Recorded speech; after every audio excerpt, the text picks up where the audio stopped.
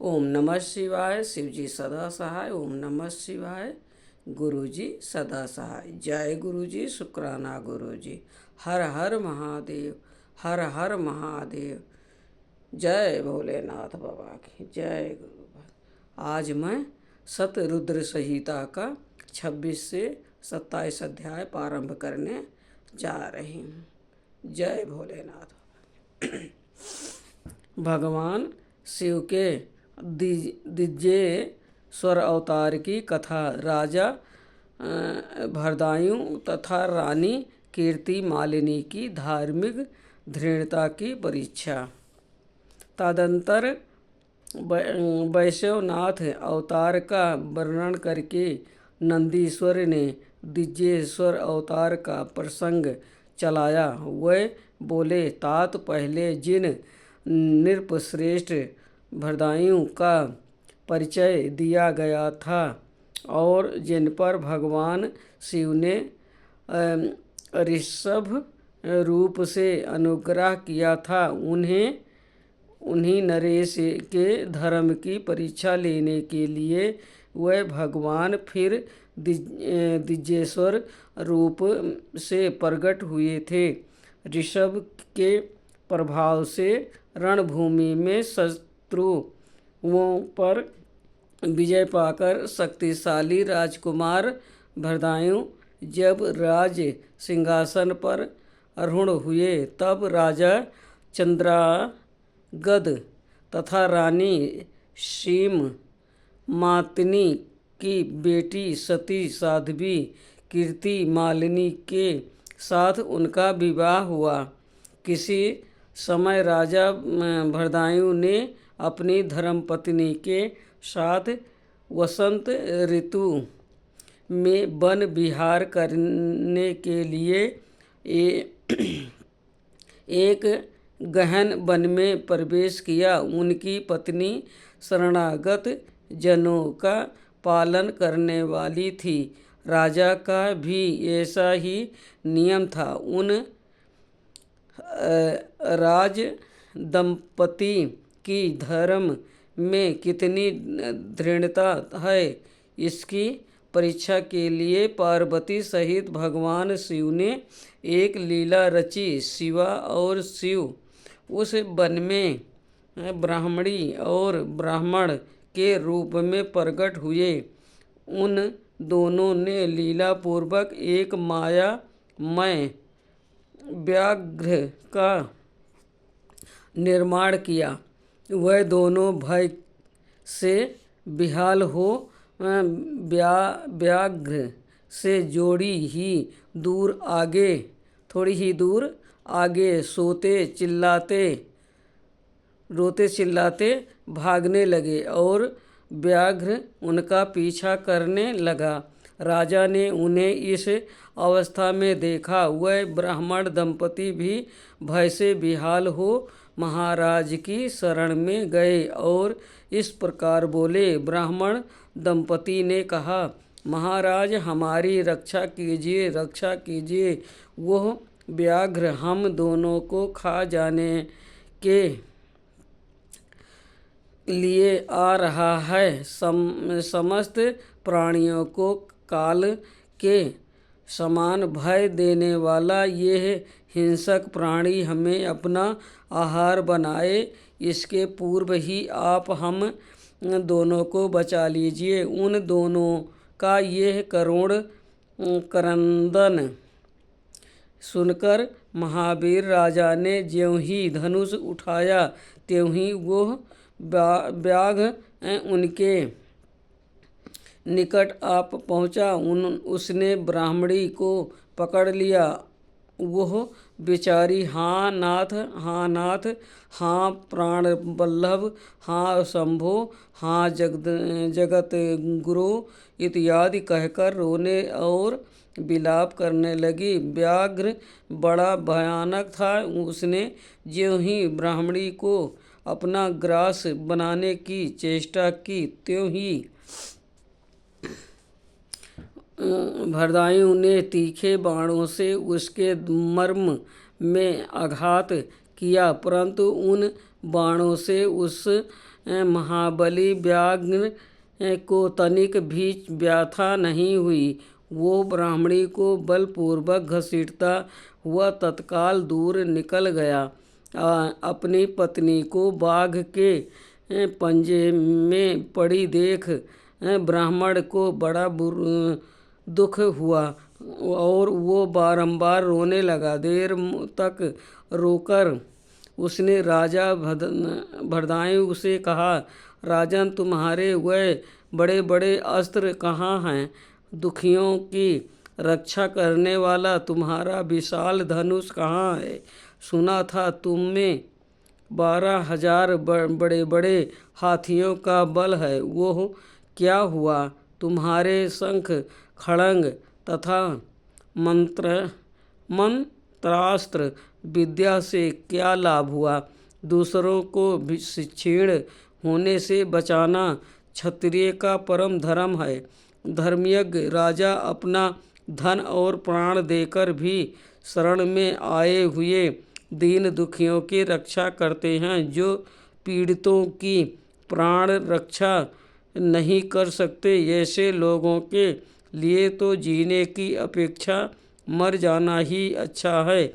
इस प्रकार ब्राह्मण का विलाप और उसके मुख से अपनी पराक्रम की निंदा सुनकर राजा ने शोक से मन ही मन इस प्रकार विचार किया, अहो, आज भाग्य के उलट फेर से मेरा पराक्रम नष्ट हो गया, मेरे धर्म का भी नाश हो गया, अतः अब मेरी संपदा, राज और आयु का भी निश्चय ही नाश हो जाएगा।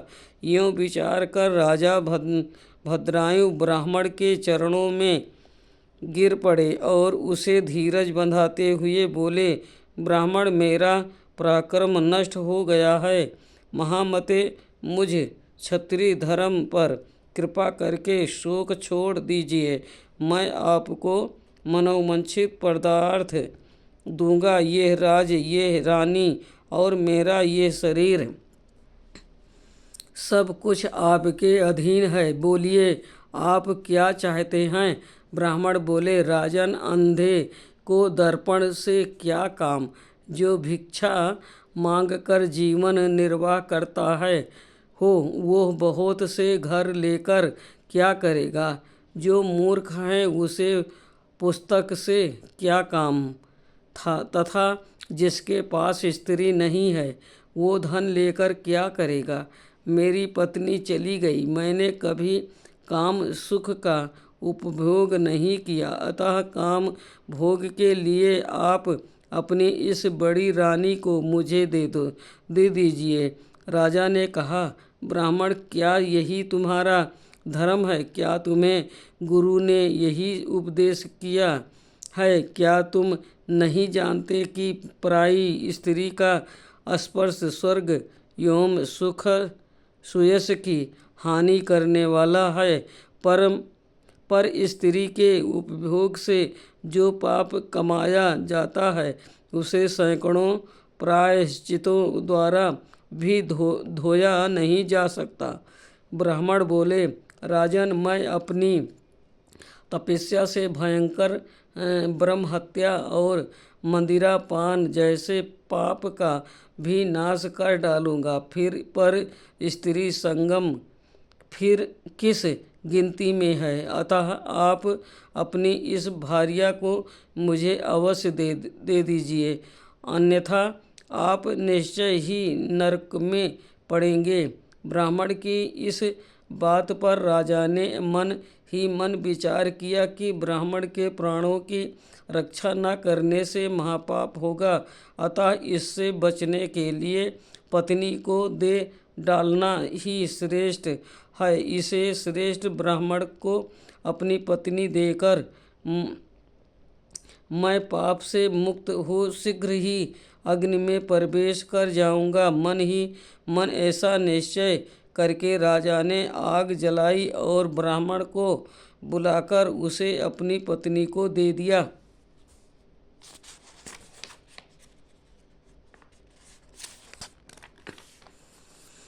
तत्पश्चात स्नान करके पवित्र हो देवताओं को प्रणाम करके उन्होंने अग्नि की 2 बार परिक्रमा की और एकाग्रचित होकर भगवान शिव का ध्यान किया। इस प्रकार राजा को अग्नि में गिरने के लिए उद्धत देख जगतपति भगवान विश्वनाथ सहसा वहाँ प्रकट हो गए। उनके 5 मुख थे, मस्तक पर चंद्रकला आभूषण का काम दे रही थी, कुछ कुछ पीले रंग की जटा लटकी हुई थी। वह कोटि कोटि सूर्यों के समान तेजस्वी थे। वह हाथों में त्रिशूल, खट्वांग,